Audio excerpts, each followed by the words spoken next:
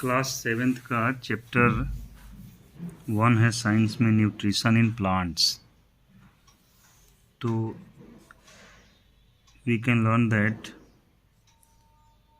all living organisms require carbohydrates, proteins, fats, vitamins and minerals. These are called components of food, and these components of food are called nutrients. So what known as nutrients? The components of food are called nutrients and are necessary for our body. Now understand, all living organisms requires food. Plants can synthesize food for themselves and they get it from plants or animals that eat plants. Thus human and animals are directly or indirectly dependent on plants. It is clear that human and animals are directly or indirectly depends on plants, and plants depends on photosynthesis. Modes of nutrition in plants. Plants are the only organisms that can prepare food for themselves by using water, carbon dioxide and minerals. The raw materials are present in their surroundings. The nutrients enable living organisms to build their bodies, to grow, or to repair damaged part of their bodies and provide the energy to carry out life process. The nutrition is the mode of taking foods by an organism and it utilizes by the body. The mode of nutrition in which organisms make food themselves from simple substance is called autotrophic. Auto means self. Trophos means nourishment. So, self-nourishment is known as autotrophic nutrition. Therefore, plants are called autotrophs. Animals and most other organisms take in food prepared by plants. They are called heterotrophs. Heterotrophs. What is heterotrophs? Animals and most other organisms take in food prepared by plant. जो food prepare करते हैं plants, उसको जो लेते हैं उसको बोलते हैं heterotrophs. Heteros means others. Now, we ask where the food factories of plants are located. Whether food is made in all parts of plants or only in certain parts. How do plants obtain the raw materials from the surroundings? How do they transport them to the food factories in plants? The answer is photosynthesis. Food making process in plants. What is photosynthesis? Photosynthesis is the food making process in plants. Leaves are the food factories of plants. This is the answer. Leaves are the food factories of plants. Therefore, all the raw materials must reach the leaf. Water and minerals present in the soil are absorbed by the roots and transported to the leaves. Carbon dioxide from air is taken through the tiny pores present on the surface of leaves. So, from where the carbon dioxide is taken?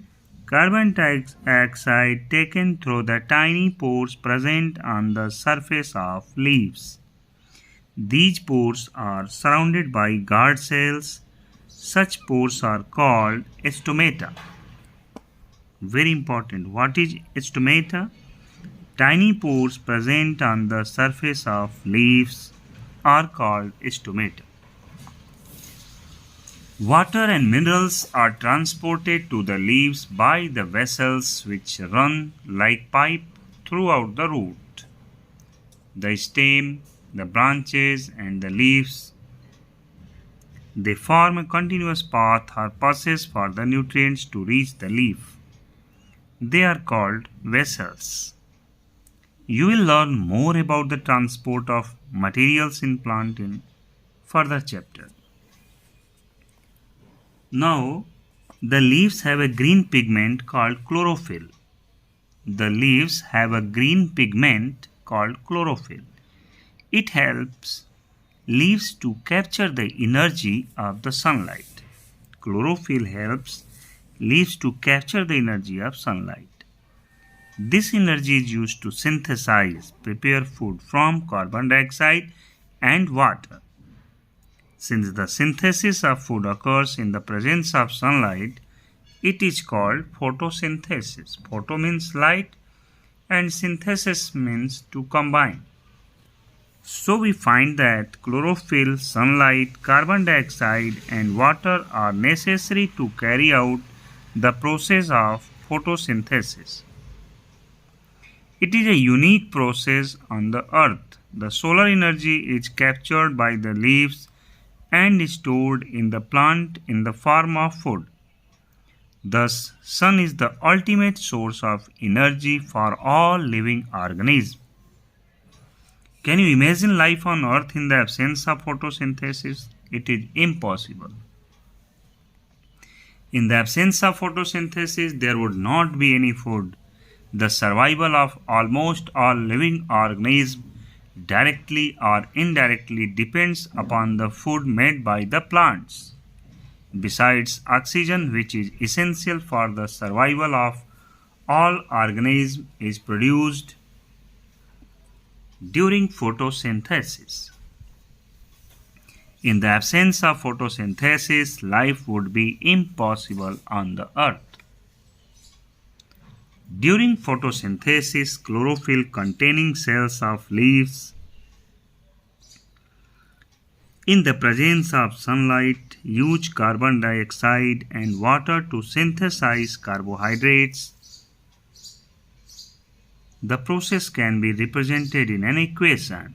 Carbon dioxide plus water implies that gives carbohydrate plus oxygen in presence of sunlight through chlorophyll. During the process, oxygen is released. Oxygen is the byproduct of photosynthesis. The presence of starch in leaves indicates the occurrence of photosynthesis. Starch is also a carbohydrate. Other modes of nutrition in plants. There are some plants which do not have chlorophyll. They cannot synthesize food. How do they survive and from where do they derive nutrition? Like human and animals, such plants depend on the food produced by the other plants. They use the heterotrophic mode of nutrition. Do you see a yellow, wiry branched structure twining around the stem and branches of a tree? This is a plant called Cuscuta. Amarvale. Cuscuta is also called Amarvale. It does not have chlorophyll. It takes ready-made food from the plants on which it is climbing. The plants on which it climbs is called the host. The plant on which it climbs is called the host, since it deprives the host of valuable nutrients. This is the picture of Cuscuta. Amarvale on host plant. Cuscuta is called the parasite. Are we and other animals also a kind of parasites? You should think. Now, have you seen and heard the plants that can eat animals? So, Cuscuta is called the parasite. Such plants may be green or some other color. Look at the plant in figure 1.6. It is the picture of pitcher plant showing lead and pitchers. The apex of the leaf forms a lid which can open and close the mouth of the pitcher. Inside the pitcher there are hairs which are directed downwards. When an insect lands in the pitcher, the lid closes and trapped insects get entangled into the hair. The lid closes and the insect is trapped. The insect is digested by the digestive juices secreted in the pitcher and its nutrients are absorbed. Such insects eating plants are called insectivorous plants. So, insect-eating plants are called insectivorous plant. Now we will discuss about saprotrophs. You might have seen packets of the mushrooms. So mushrooms is the example of saprotrophs. These organisms are called fungi. They have a different mode of nutrition. They absorb the nutrients from the bread. The mode of nutrition in which organisms take in nutrients from dead and decaying matter is called saprotrophic nutrition. Such organisms with saprotrophic mode of nutrition are called saprotrophs. Fungi also grow on pickles, leather, cloths and other articles that are left in hot and humid weather for a long time. During the rainy season, they spoil many things. Ask your parents and teacher. You can find the more examples of fungi in your house. The fungal spores are generally present in the air. When they land on wet and warm things, they germinate and grow. Some organisms live together and share both shelter and nutrients. This relationship is called symbiosis. For example, certain fungi live inside the roots of plants. The plants provide nutrients to the fungus, and in return, the fungus provides water and certain nutrients. Such organism is called lichens, a chlorophyll containing partoner, which is an alga, and a fungus live together. The fungus provides shelter, water, and minerals to the alga, and in return, the alga prepares and provides food to the fungus.